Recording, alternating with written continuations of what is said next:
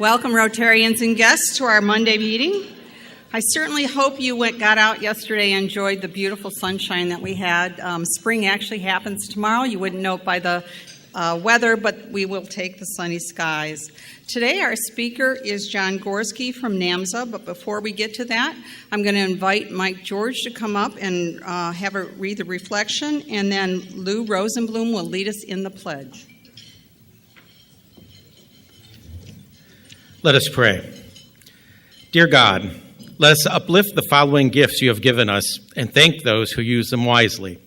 We give thanks for the gift of medicine and all those who provide us modern-day medical miracles, for the gift of research and all those who give us health and longevity through their perseverance, for the gift of free will and to those who put the needs of others ahead of the needs of self, for the gift of empathy and to those who feel the pain of others and work tirelessly for cures.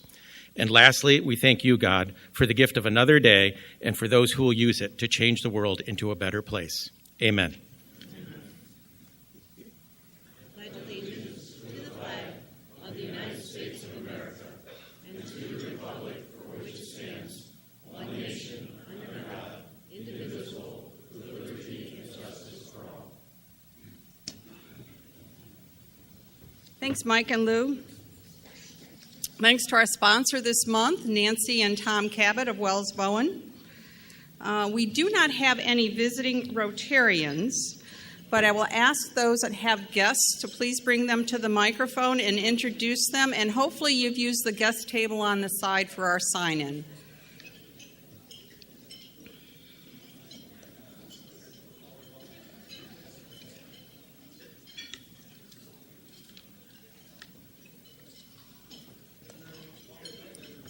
President Sharon and fellow Rotarians, I have 4 visitors with me today.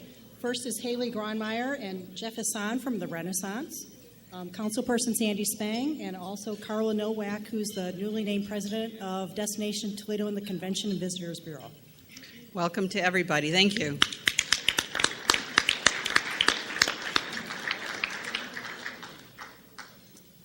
Councilman Sharon and fellow Rotarians, I have Nikki Kellers with me. She is the director of our agency that works specifically with nonprofits, and she's interested in becoming a Rotarian.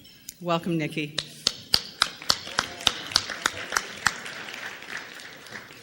Hello, fellow Rotarians. I have my assistant and wife, Elizabeth Shawacre, here today. Welcome, Elizabeth. Fellow Rotarians, I have one of my partners, Brad Delventhal from Rudolph Libby, here with me today, and a potential Rotarian.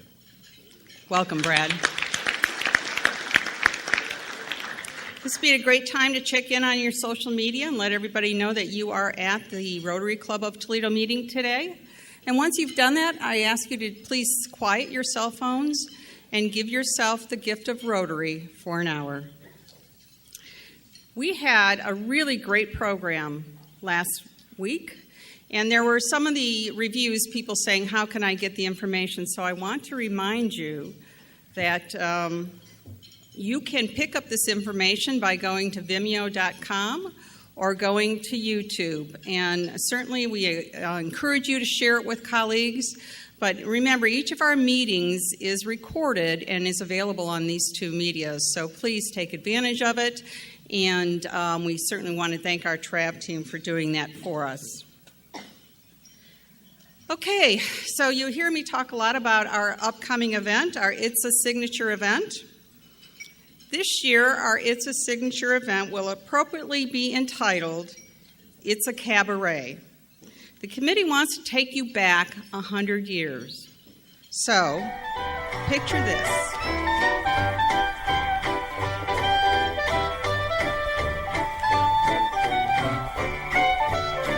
The year is 1918, and in that year, Rotary International will host its 9th annual Rotary International Convention in Kansas City, Missouri.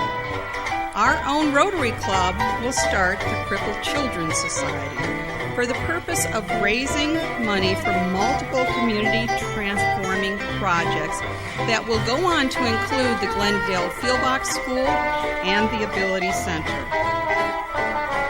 Historically, World War I comes to an end and the U.S. enters a period of prosperity while Europe begins a year of celebration and rebuilding. Back in the U.S. women's suffrage movement will come to a political forefront. It will take women until 1920 to earn the right to vote. And across the U.S., the jazz era is beginning, and along with that comes the flapper era. And so, we come to today to It's a Cabaret. We take you to Gay Paris in 1918 for a night of fun with friends and colleagues.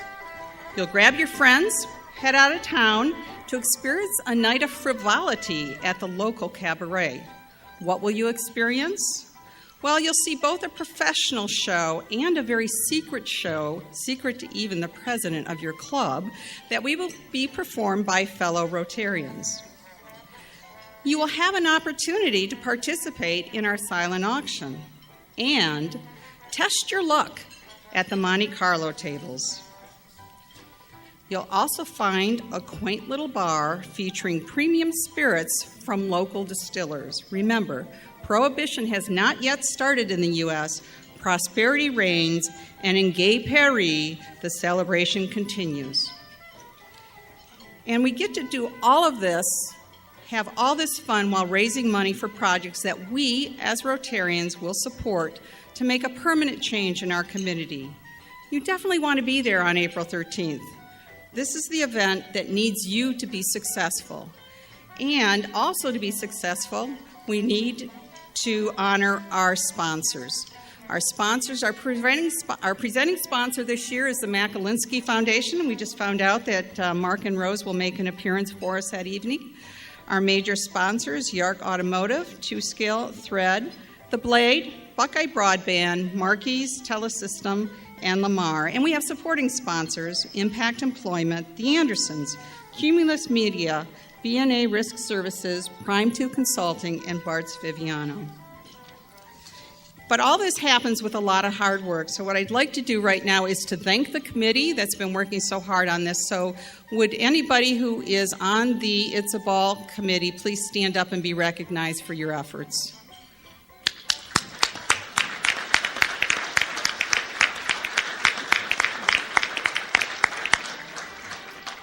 So what can you do? Buy a raffle ticket, buy many raffle tickets. Get your ticket to the event or be a table sponsor. And if you want to be a table sponsor and want help filling your table, please just call the office. I'll help you fill the table. Contribute to our silent auction. We continue to need additional items for our silent auction. And my personal thanks to you, my fellow Rotarians, for your commitment to supporting our strategic initiative number 2, which is performing transformational projects in our community. So thank you very much.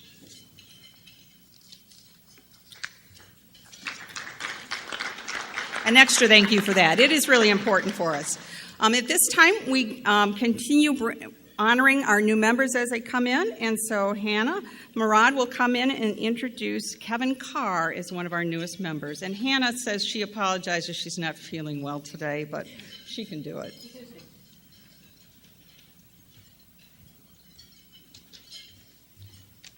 Good afternoon, fellow Rotarians. No, I'm not feeling well, so if I do make a mistake, it's due to the medication, not because I'm stumbling. Today, I have the pleasure to introduce to you Kevin Carr. Not only is Kevin a great addition to our 40 under 40, he is a great bowler, as those of us who are on the bowling team know. He was a great asset this current season. Kevin is currently the Vice President of Sales at Silverback Supply. Silverback Supply is a janitorial supply distributor based here in Toledo, Ohio. Kevin grew up in Sylvania, where he went to St. Francis de Sales High School, and he went on to Bowling Green University, where he received his degree in supply chain management. Kevin also played lacrosse for both St. Francis and Bowling Green University. After graduating, Kevin was a door-to-door salesman for AT&T, selling TV and internet, which honed in on his sales skills. Kevin is a very proud downtown resident, loving the city and all it has to offer. When Kevin is not working or networking, he enjoys his outdoors activities like golf, volleyball, running, and skiing. He also enjoys traveling and doing adventurous things like jumping out of a perfectly great airplane. Anyways, and he likes to Spartan race. In the fall, he enjoys spending time with his dad, Dan, watching the Patriots. Dan is actually from Boston, so Kevin really didn't have a chance to become a Browns fan. Kevin told me that his pet peeve is Tom Brady haters. I said, well, I'm glad I'm not a Tom Brady hater because I don't even know who he is. So please, when you see Kevin, please introduce yourself and have a warm Rotary welcome. I can tell you that he wants to get involved with Rotary and he's looking to get on a committee. So whenever you have a meeting, please invite him to your next meeting. I'm honored, and I'm honored and proud to introduce to you Kevin Carr.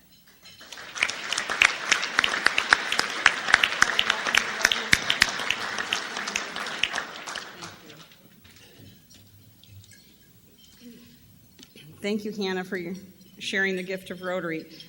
You Spartan racing? What is that? It's like the obstacle races with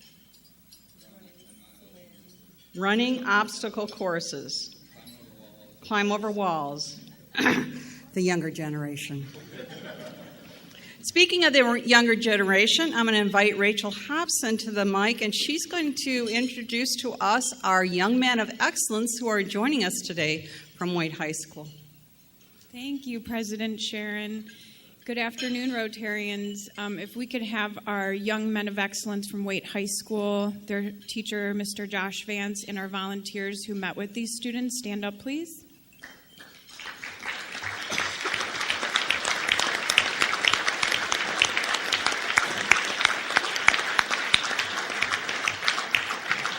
Thank you. Thank you, guys. We benefit from you guys coming to talk to us and learn from Rotarians. We learn from you just as much, and we very much appreciate you guys being here. So, make some time before you head out to meet these students, say hello, and introduce yourself. If you're interested in participating in the future interview events that we have, the dates are up there. Next week, we're going to have St. Francis, and then the 23rd, we're going to have Toledo School for the Arts, the 23rd of April.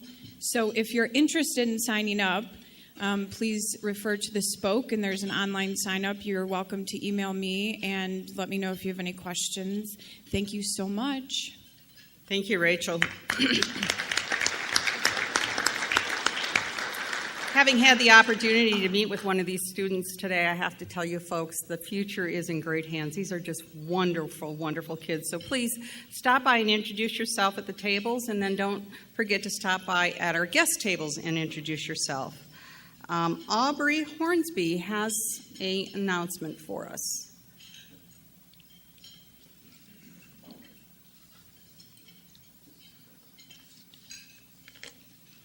Thank you, President Sharon. I am here again to announce that our Under 40s event will be on Wednesday, the 21st this week. This is for all members who are under 40 to invite other members who are under 40, young professionals in the Toledo area, to come out and have a great time and learn all about the Toledo Rotary. Now, under 40 and over 21, so sorry, high school students, you cannot come to this event. But I would like to ask everyone to join us at this event at 10 CAM, which is in the Burdan building. That is on Huron and Washington Street, right by the Mudhen Stadium. Come out, have a great time. It's from 5 to 7. And if you are an employer here in Toledo or at this event, please ask your under 40 employees to come out. And if you are here and under 40, please bring a friend and join us. I think the last event was fantastic. It was at the Toledo Spirits, and we hope to continue to do more events like this to attract young professionals and future young Rotarians in the area. Any questions, like last time? All right, so we're now invited as older people because we were calling Aubrey at 12 o'clock at night. Yeah, no, but I would like everyone to attend if you'd like to come out. It will be a great time. But again, this is an under 40s event. Just let me say that. Thank you very much. Good.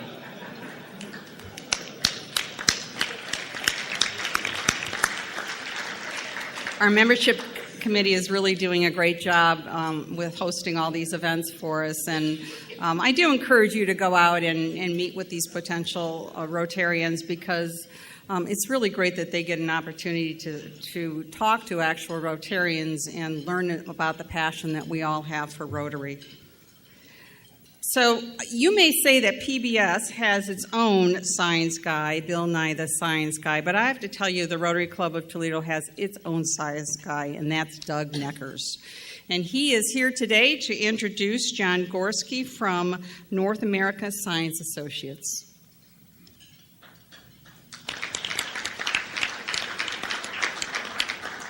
Thank you very much, President Sharon, and welcome to all Rotarians. It is a thrill to introduce my other neighbor at Secor Woods in Perrysburg, the Gorski family, of which there were 6. And it's really sort of humbling to introduce the youngest of the 6. John was a swimmer of about 10 when we knew them in our neighborhood, and is now the CEO president of NAMSA, North American Science Associates, which is a pathology laboratory, I would say, located in Northwood. John is one of 3 Gorskis, I think, right, at business, and so has been there since as the CEO since 2006. He has a degree from Indiana, and unfortunately, he's a lawyer, but that's okay. So anyway, John, thank you very much for coming. Thank you very much for sharing your story with the Toledo Rotary.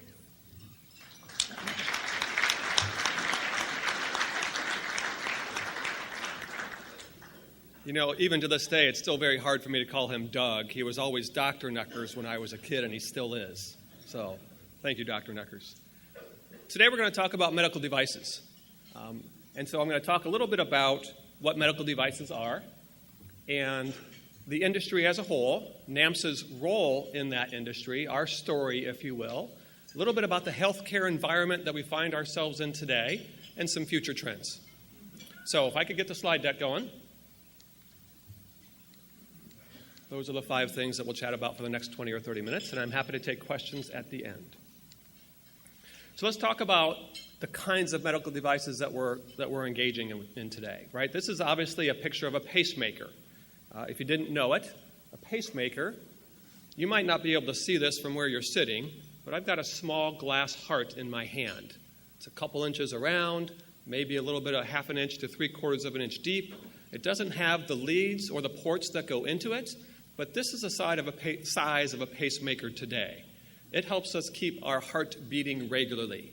If you have an irregular heartbeat, if you have an arrhythmia, if your heart just isn't working today as well as it used to when you were growing up, a device like this that you see in the slide is what can keep it beating regularly.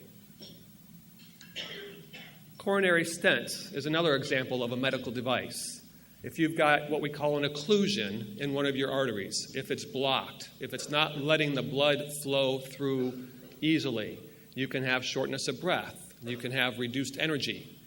The blood's not oxygenating as well as it should. Looking around the room, for those of you that don't have a stent yet, many of us will need them in our lifetimes, whether it's in our legs, whether it's in our hearts, whether it's somewhere else in our body. You see the wire mesh around the outside and the line or the catheter, the guide wire, if you will, that goes in the center of it. This is implanted in our body. The guide wire comes back out, and the stent pushes the vasculature open to keep the blood flowing smoothly. If you've heard about a drug-eluting stent, it's the same kind of product, only with a drug that helps reduce some of the scarring tissue that may occur during the surgical procedure. Another example of a medical device is a wound dressing. Bandages are not just gauze anymore today, right? They have antibacterial agents. They have ways to improve oxygenation. This is primarily for patients that suffer trauma injuries or burns. These are wound dressings that help improve the ability of the body to grow new skin or improve the efficacy or the performance of the cell-based tissues that are immediately below the skin.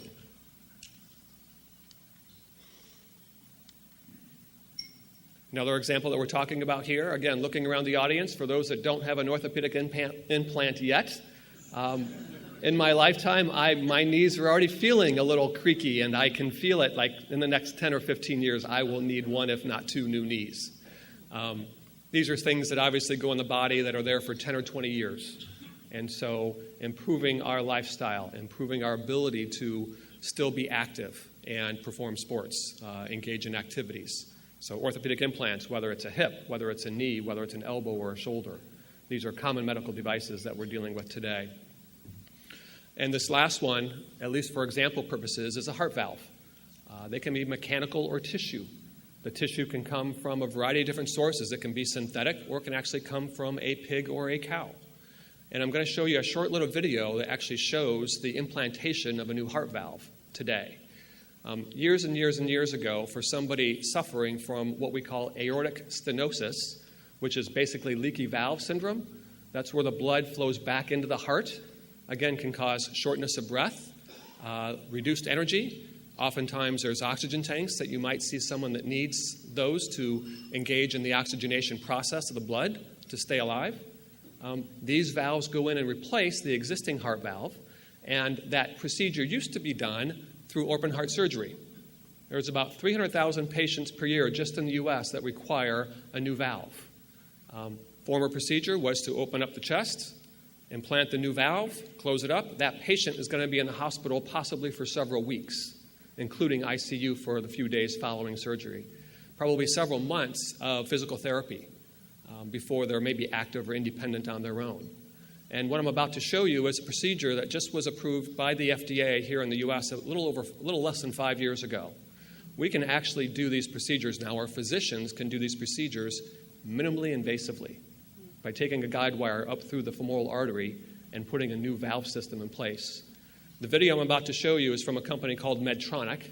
You might have heard of them before, but just so it's clear, NAMSA has no affiliation with Medtronic, no ownership, no equity in the product or the company, and that's the disclaimer at this point. Let me show you the quick 2-minute video, and you'll see what I'm talking about in terms of a minimally invasive new heart valve for patients.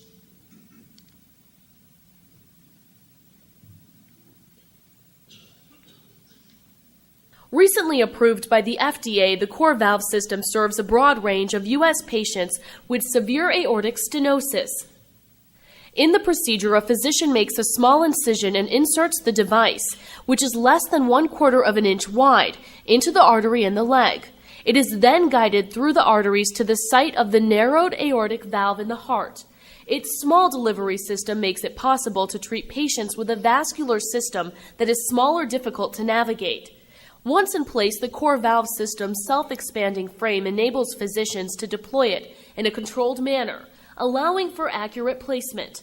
Here, the device expands and takes over the original valve's function to ensure that oxygen-rich blood flows efficiently out of the heart and circulates throughout the rest of the body. The catheter is then removed from the patient's body and the incision in the groin is closed. Patients who are interested in learning more about this minimally invasive treatment option can visit www.corevalve.com. Isn't that cool?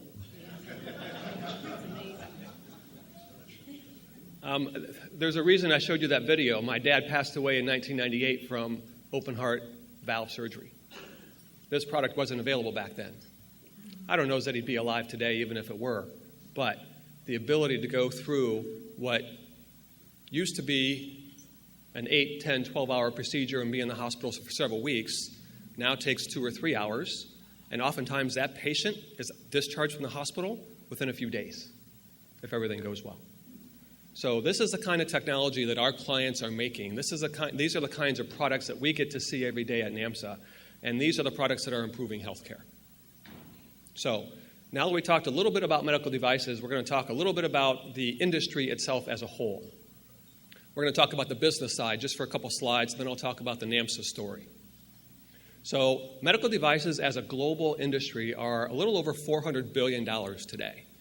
In relative terms, compared to the pharmaceutical market, which is right around $1.1 trillion. So if you add up medical devices and pharmaceuticals together, we're talking in the $1.5 to $1.6 trillion range. Medical devices typically are in that 35 to 40% of the pharmaceutical industry range just because drugs are easier to provide to patients than medical devices are. When you get a prescription from a doctor, you're supposed to have compliance with that drug, and you're supposed to take it when you're home. Medical devices typically have to be administered by a physician or a healthcare provider, We can't get a new valve ourselves. We've got to be in a procedure by a physician to do that. The growth rate that you saw, the red line that was on the slide, shows about a 5% CAGR on an annual basis for growth in the industry itself. Now, you can see the variation over the last 10 or so years. Between a -2 and a 10% growth rate, on average, we're talking about a 5% growth. So by 2021, 2022, we ought to be about a $500 billion a year industry. Right? Products like you saw earlier make up that industry. So think of medical devices as something that diagnose or treat a particular medical condition. They're manufactured not only in the U.S., but in several countries around the world. They have to go through a regulatory procedure to get approved by agencies like the Food and Drug Administration that we'll talk about in a few minutes. And combined, all those devices that these manufacturers produce are in the $500 billion category a year. Nice growth, good industry, good to be part of healthcare. If we break that down a little bit further and go to the next slide, we'll talk a little bit about how the industry is broken out in terms of geography. About 38% of the industry is still here in the U.S. Now, about 10 or 15 years ago, that number was more in the 42, 43% range. We've actually lost some ground, and I'll talk about that in a few minutes. Europe, of course, is not a single country. It's a multitude of countries. So as we talk about Germany being the number one market in Europe, we talk about France, we talk about the UK. The European Union is no longer a single union with Brexit, and so that complicates things a little bit. Again, we'll talk about that in a few minutes, but it's not a single culture, it's not a single language. There's a complexity that goes to getting a new product approved in Europe, just as there is around the world. So while we lump Europe together as 33% of the world market, it really is chunked out into 8, 4, 3% per share. Japan is the second largest country in the world today, but that will be quickly over China will beat Japan here in the next few years. That 1.7% of China, this is actually a little bit dated. It's actually rising to that 7, 8% right now in the world, and China's growth rate is north of 10% CAGR on an annualized basis. 1.3 billion people that they're trying to support through the Chinese healthcare system, and that growth rate is going to continue for the next several years. Rest of the world, you can see 15%. That's distributed elsewhere around the world, South America and other parts of Middle East and Asia. So that's the geographic breakdown of our industry. Growing again, about $500 billion over the next several years. And before I get into NAMSA's role in this particular part of the industry, I want to just tell you the NAMSA story. And actually, some of you in the audience might know this because I met a couple of folks in the audience this morning that were part of that history way back when. Who here in Toledo has heard of a company called Pathology Laboratories or Path Labs? Most of you have, right? As you probably know, Path Labs is a great independent testing facility that takes blood, clinical reference samples, blood, urine, tissue biopsies from local independent physician offices, tests them, then provides the diagnostic results back to the physician's office to confirm the diagnosis. Path Labs has been around for about 70 years. Well, back in 1967, my dad, Ted Gorski, was a PhD biochemist working at Path Labs. A little company from across town called Owens, Illinois, over from Levis Park, approached Path Labs and said, we're selling these glass containers to the pharmaceutical industry, but we'd rather make them out of plastic instead of glass. We know we have to test it, but we're not quite sure what testing regimen we should engage in. Path Labs, will you test it for us? And the MDs and the pathologists at Path Labs said, it's not blood, it's not urine, it's not from a human-derived sample, so no, it's really not our thing. We don't want to test materials. My dad said, do you guys mind if I do this on my own time?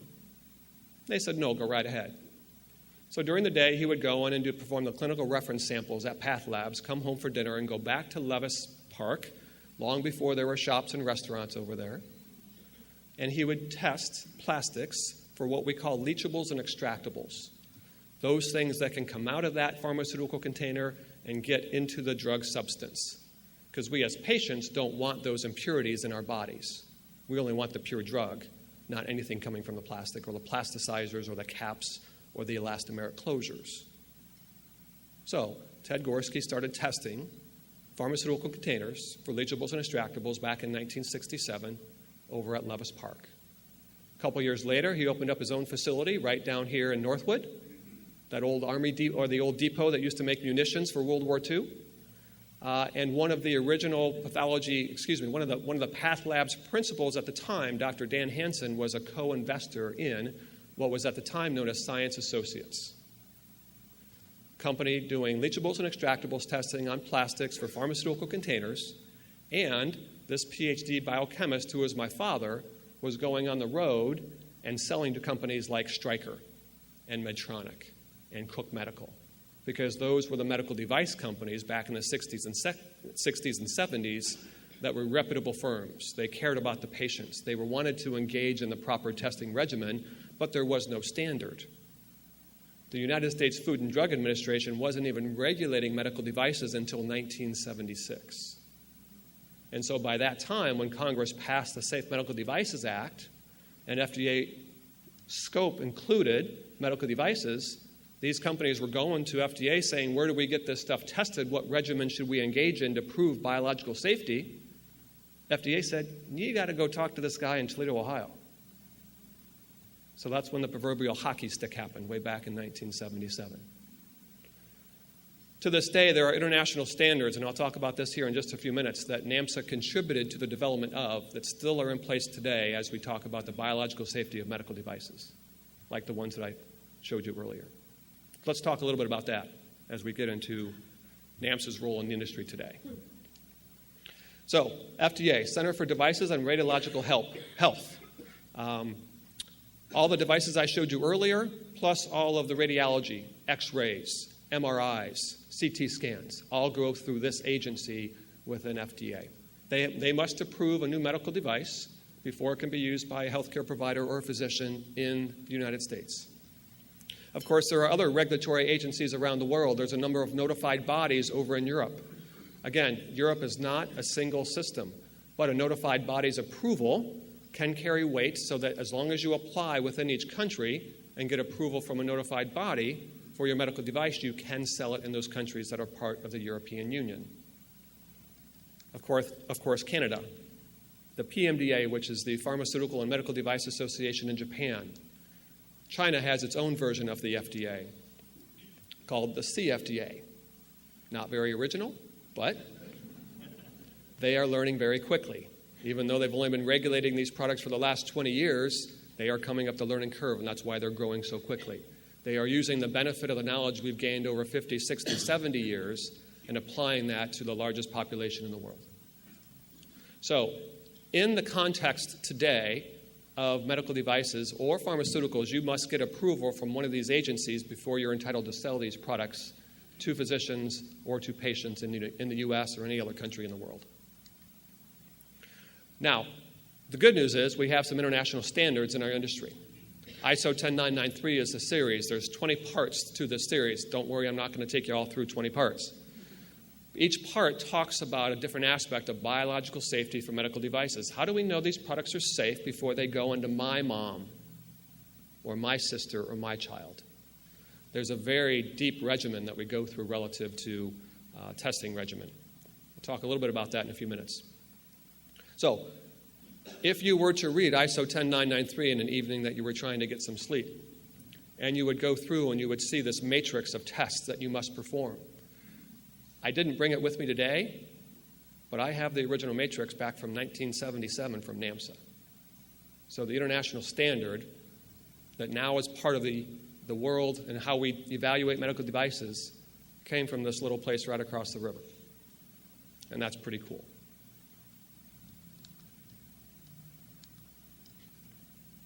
So let's talk a little bit about NAMSA scope today.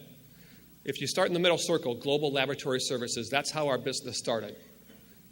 So think about, for example, the test methods. Think about the television show CSI. You guys all know CSI, right? They're testing typically blood, urine, hair fibers to identify, in a forensic science way, the perpetrator of the crime that they're investigating.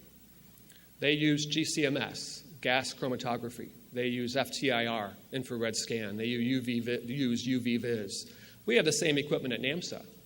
It's just that instead of testing hairs and fibers and liquids, we are testing polymers and metals and cleaning agents and surfactants and adhesives.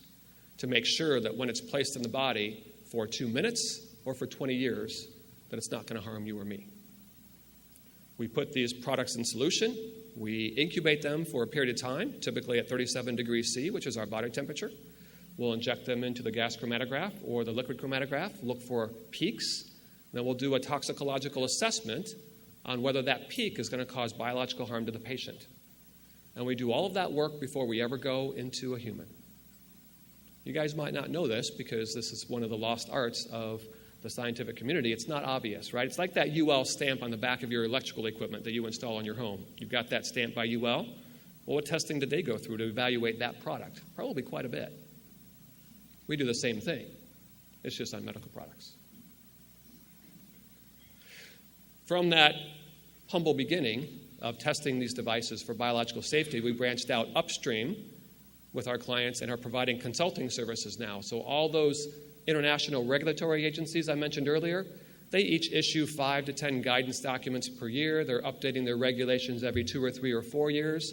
Imagine the complexity of trying to navigate through all those requirements for any given country, much less all countries if you're trying to go global with your medical device. And so our experts come together and provide a regulatory strategy for our clients relative to getting a product to market. And that's the fun part about what we do. Global laboratory services, I described that. For global clinical and data services, what we're talking about is going into clinics and taking these products and putting them in humans for the first time. Now, there's all kinds of protections, as you can imagine. Has anybody been part of a clinical trial before? Don't raise your hand, but if you have, you know there's informed consent.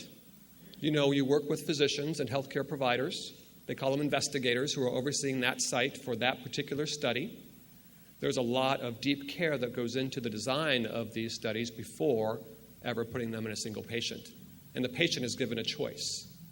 They're never obligated to engage in the clinical trial. But sometimes these therapies, as you can imagine, are pretty cool.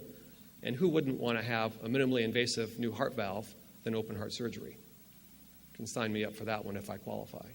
And I need it someday. So those are the kinds of services that NAMSA is providing today. We get a population of patients. We don't see them directly. The physician does. We get the data from the trial. We do the biostatistics. We collect the data. We help support the application to FDA to see if the product is worthy of approval.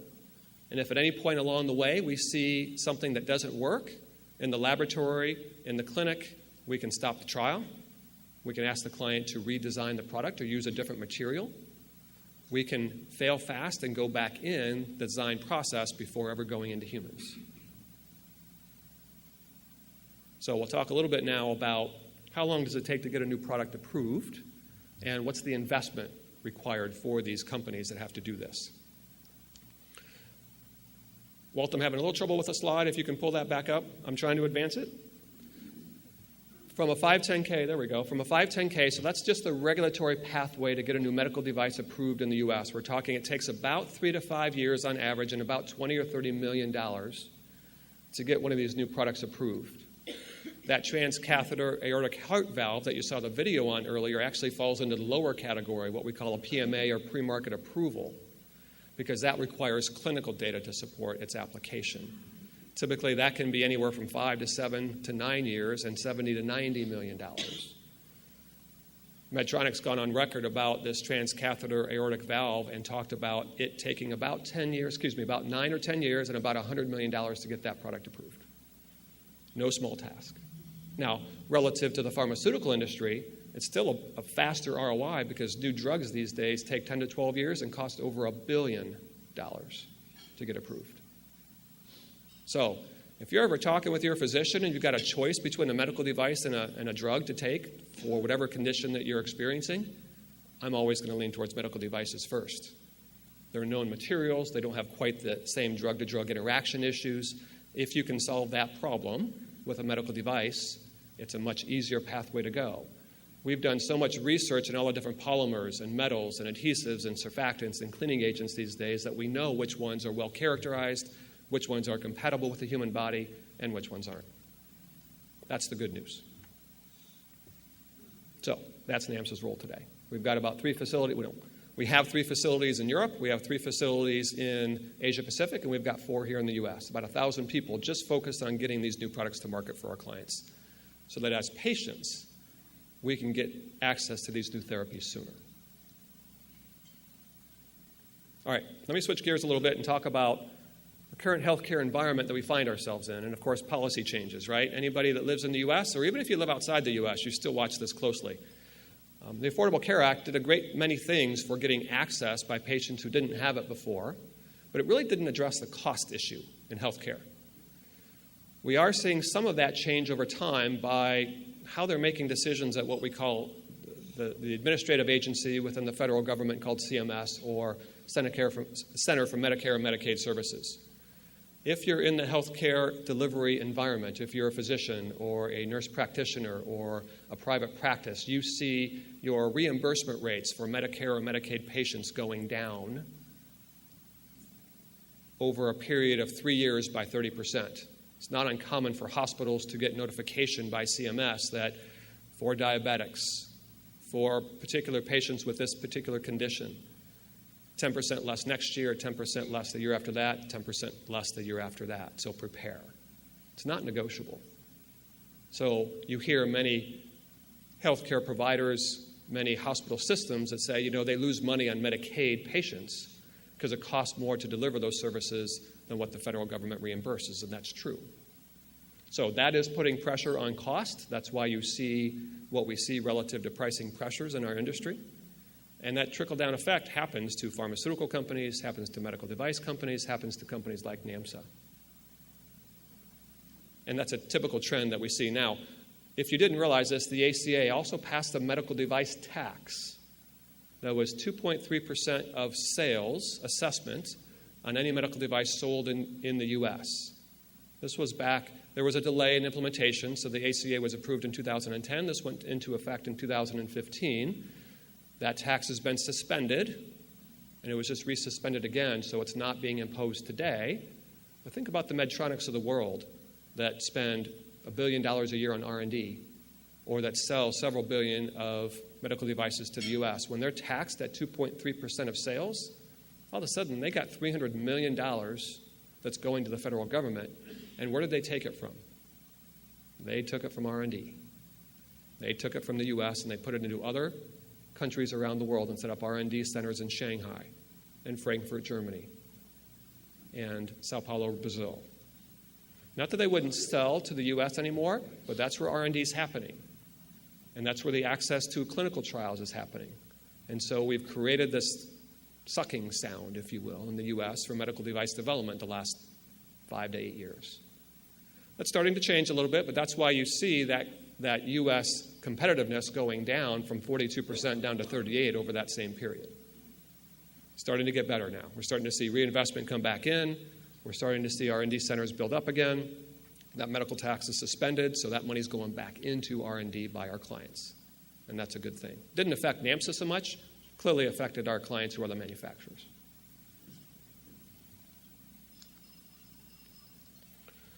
Healthcare policy changes. No small task, or no small topic, right? Next one. Hospital consolidation. If you watch the news at all, you see hospitals buying other smaller hospital groups, right? This is to generate scale. As these hospitals get value stream committees involved, they look at 10 different orthopedic manufacturers. They want to whittle that down to 3. Larger buying power, more leverage on contracts, ability to control costs better. Again, the trickle-down effect on price pressures. Global regulatory changes. I mentioned this earlier, right? Every regulatory agency around the world issues 5 to 10 new guidance documents every year. Could be on a contact lens, could be on a heart valve, could be on an orthopedic implant. Could be some new set of regulations like we're seeing in Europe right now for in vitro diagnostics. And stepping up the bar, if you will, and trying to be more equivalent with FDA. I didn't mention this earlier, but you might not be surprised to know that a lot of our clients go to Europe first to get these new products approved because it's faster and takes less time and less money than it does in the U.S. That regulatory burden is no small task. That's part of that $20 to $30 million investment or the $70 to $90 million investment that we see in our industry. As our clients consolidate, as our medical device manufacturers' clients consolidate in the hospital region, so do our medical device and pharmaceutical clients consolidate. Medtronic buying Covidien, Novartis buying Allergan. Just recently, Becton Dickinson bought C.R. Bard. Right? These are multi-billion-dollar deals. As hospitals consolidate to get pricing leverage, negotiating leverage, so do medical device clients. 60% of the world medical device market is controlled by 30 companies around the world. And those 30 just keep getting bigger and bigger and bigger. Now, surprisingly, maybe not surprisingly, that's not where the best innovation happens. The best innovation comes with small startups that occur that get backed by friends and family or by venture capital or by other money to innovate and then move forward through the development process and then ultimately possibly sell to one of these other companies. Here's an interesting slide. Let's talk about the world population. It took about 1,800 years after Christ to get to 1 billion people on our planet. It took about 127 years after that to get to 2 billion. And then we've doubled ever since in the last 75 years, twice. We're close to 8 billion people now. Moore's Law is in effect. How many people will a planet support? I don't know the answer to that. I just know there's a lot more people to treat. Let's look at this slide. We talk about the differing, changing percentages of the population as we grow to 6, 8, 9 billion. Used to be that 15% of our population was under the age of 5, and only 5% was age 65 or older. Well, guess what? That's changing. 20 years from now, we expect greater than 15% of our population to be over age 65. And about 6 or 7% under 5. Older people typically require more health care.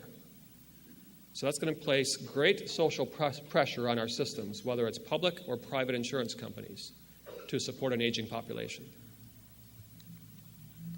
Prevalence of chronic disease in the U.S.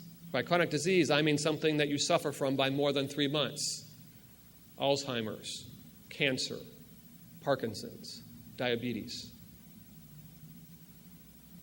It may not be that linear going forward, but think about 171 million people suffering from some chronic disease just in the U.S. That's almost half of our population. As we get older, many of us will suffer from something that we don't have today. Kind of sobering, huh? Okay. Let me wrap up by talking a little bit about technology. Where's the good news, John? Here's the cool stuff. We've got this human genome mapped now. And if you don't realize it yet, it will change the face of medicine over the next 50 years. And here's what I mean by that. There's a couple examples that I'll show you where we're actually seeing that benefit patients even today. But simply knowing our DNA structure, being able to get that for each patient for a couple $100. Whether you've done that or not, if you suffer from cancer, it will be done for you. We'll talk about that in a few minutes. In vitro diagnostics is really an area that's growing quickly. Think about path labs and them doing the clinical reference samples. You've got to actually send that sample to the laboratory to get that work done. But what if you could do it in your own home? Think of a pregnancy test. Think of a blood glucose monitor where you're pricking your finger and you're testing the glucose level. I'm going to advance a slide or two here and just show you something that's happening now. Google's making this smart contact lens that's got a chip in it that reads the glucose levels from your tears and sends the answer to your smartphone. So you can monitor your glucose levels without putting a finger prick and catching your blood. For any of you who are diabetics that feel like you're a pincushion, there are solutions out there. This one's not approved yet, but this is the kind of stuff, and this is why you hear Google and J&J getting into alliances with each other. Technology companies are entering the medical device space, and it's pretty cool. Makes some challenges for us to help evaluate or identify how to evaluate the accuracy and reproducibility of those results to make sure each patient is getting the exact data that they should. But this is pretty cool stuff that we're seeing here in today's world. Let me go back one slide, Walt. There we go. There's two. Here's the thing about the human genome. If you don't suffer from cancer today and you're one of 3 people that does in your lifetime, you will get your human genome mapped. And here's the good news. The pharmaceuticals, the treatments that are being developed today are more personal to you as an individual. And what I mean by that is, whatever the chart showed, 73% of new medicines and a high percentage of drugs under development are now showing that they can be efficacious for a particular patient. Not a patient population of anybody suffering from pancreatic cancer or breast cancer, but a specific patient, because we now map their human genome and we can evaluate what marker that drug is designed to correct and give that patient that cocktail so they can respond to the treatment better than they could 10 or 20 years ago. 42% of all new medicines in the pipeline can be directed towards my human genome, or at least selected by my physician to help facilitate that target. And that's pretty cool. Here's the last technology piece I'll share with you today, and then I'll be happy to take some questions. CRISPR, if you haven't heard about it yet, you will. CRISPR is a gene splicing technology. They take cells out of your body, they evaluate them using your human genome mapping, they fix the RNA or the DNA, then they inject those healthy cells back into your body. They're already using this technology over in China.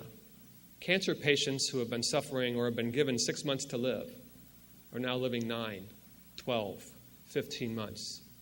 They go into the clinic, they draw their blood about every 6 or 8 weeks, they repair the DNA, they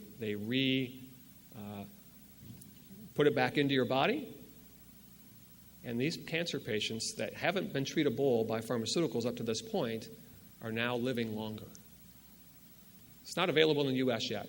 We want to go through our machinations and make sure that these things are going to work, right? But for a cancer patient that's got no other hope, pretty good solution. Now, think forward on this, right? And by the way, there's stuff out there on YouTube on this, so you can go read through this on CRISPR technology. What about an unborn fetus that's been diagnosed with Down syndrome or Willer-Brady syndrome? What are the ethics of doing that? I'm not here to debate that with you today. That's a different conversation for a different day and time. But this technology is pretty straightforward. You're using your own cells. It's been shown to work in other laboratory environments. This is the good news about healthcare, that we're seeing these solutions. Our clients are very creative, solving problems every day, coming up with new technology that we get to see in our lifetimes. Now, maybe our children will benefit more from it than we will, given our age or lifespans. But it's pretty cool to think that even though we've got a larger population and a larger aging population, that there's healthcare solutions out there being designed by companies like the Medtronics, like the Boston Scientifics, like the Googles of the world, like the J&Js. And we will benefit from them in our lifetimes if we haven't already. So, last slide. Just do a quick wrap-up. Lots of change going on in the healthcare space from a provider standpoint, from a manufacturer standpoint, from a regulatory standpoint, increasing complexity, cost pressures. Maybe not different than what you're experiencing in your own business, but just maybe from a different source. I talk about social policy unknowns because how are the governments of the world or the private insurance companies of the world going to support people who are living longer? We obviously have to be paying into these systems for that to occur, and we're still going to subsidize those that are unhealthy for some period of time until we get more in control of our own healthcare cost spending. It's globalizing because solutions are coming from all around the world, but they're real solutions for patients, and that's the good news. So if you walk away with one positive today, is that despite all these other socioeconomic issues going on, there's a lot of really cool technology out there, and we're going to benefit from it. Happy to take some questions if you have any today.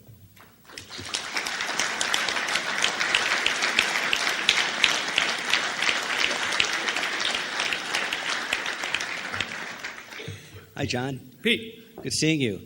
JJ was my college roommate. This is kind of fun to see. No stories from back then. No, I okay, won't. Pete? That's nice. All right.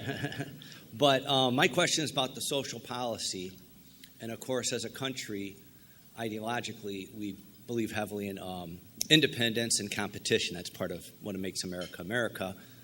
So we tend to view with skepticism the more social medicine of Western Europe and Canada skeptically. But what's your comment? I heard you mention on the speed is quicker in Europe to approve devices. we often hear political comments about how healthcare is slow there. But from your perspective, what is the cost, efficiency, and care based on the different healthcare policies? Because I know we're the most inefficient, most expensive system, despite what people think. What's your comment on the reality on the ground from your perspective?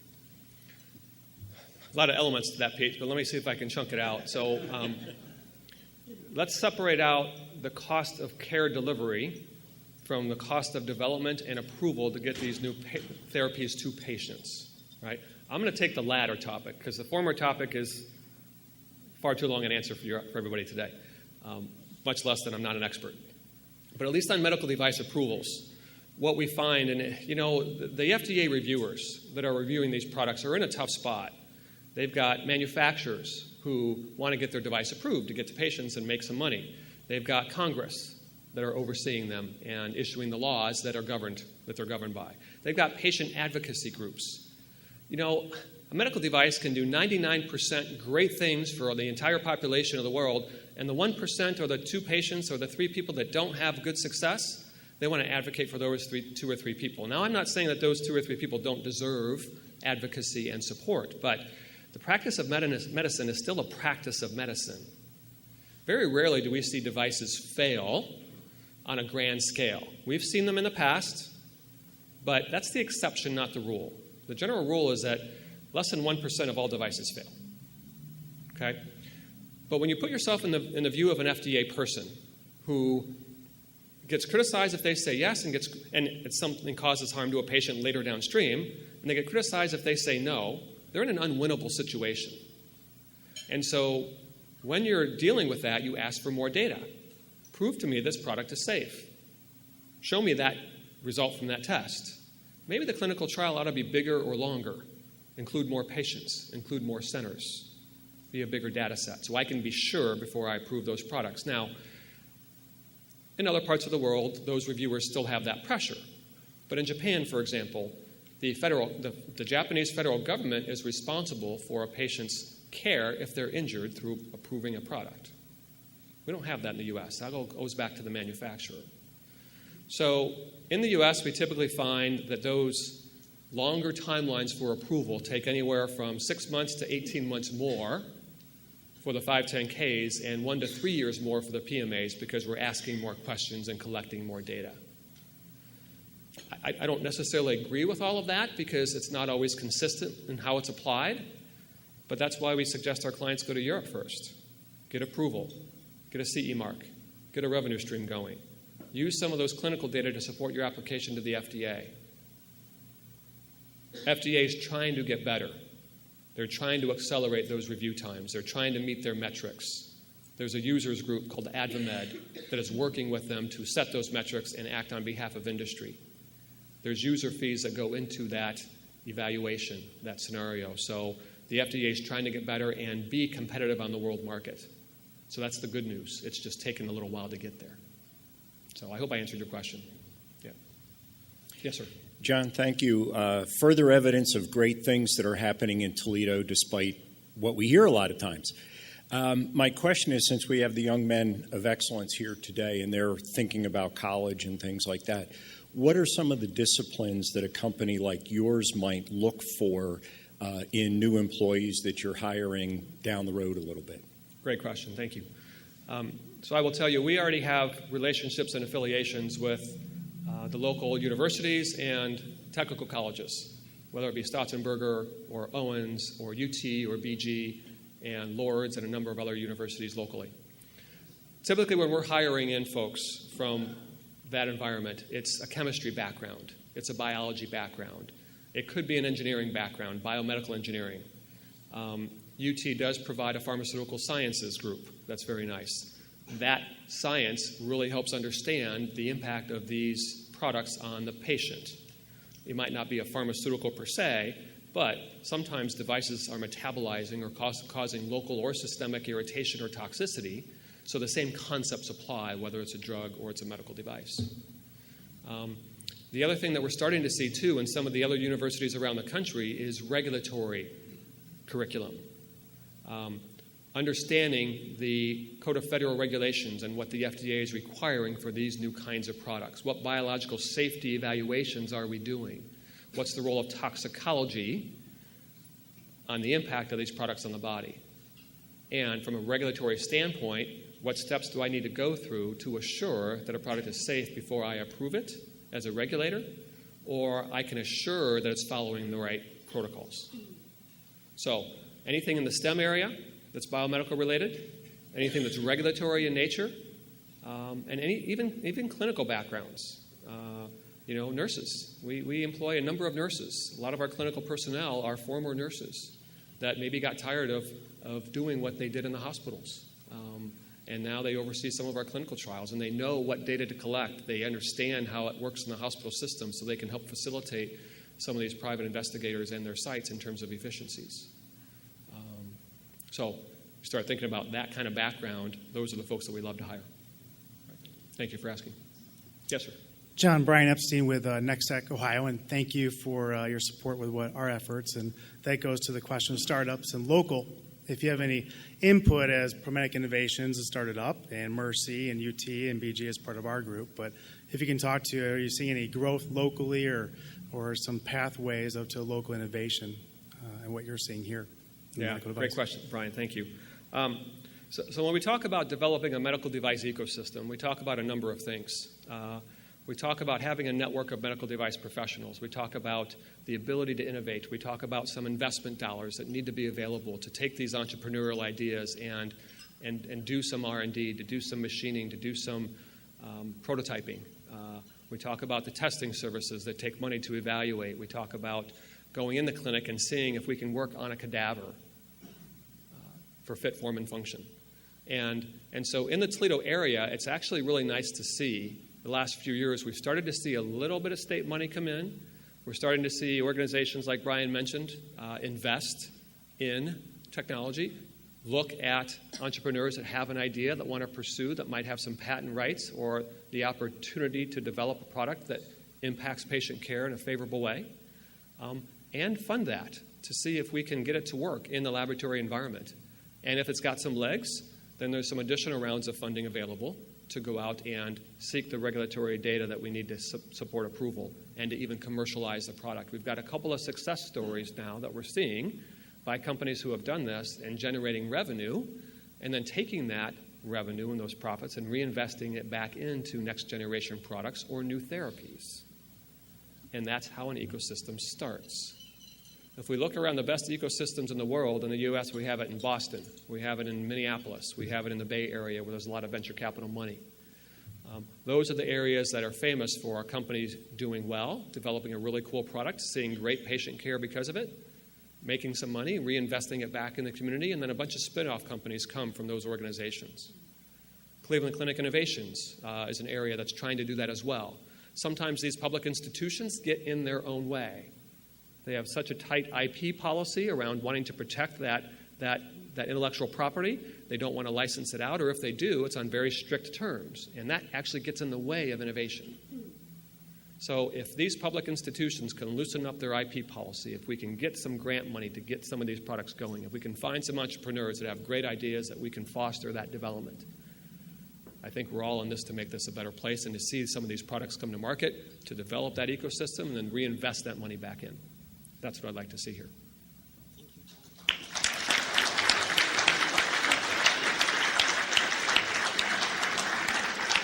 Thank you, John, for being with us today. And as a thank you, a donation will be made in your name to our Polio Plus Foundation. Thank you for this great presentation. Also, thank you to our young men of excellence from Wade High School for being with us today. And thank you, Rotarians, for staying for this wonderful program. We have one meeting today, and that is the Investment Committee. It's going to be meeting in the North Cape room. Our next week's program is Matt Bell from Team Recovery. And, of course, thanks to our TRAV team for all they do, because I mess them up on slides from time to time. So with that, I'm going to encourage you to go out and make a difference in the world today. We are adjourned.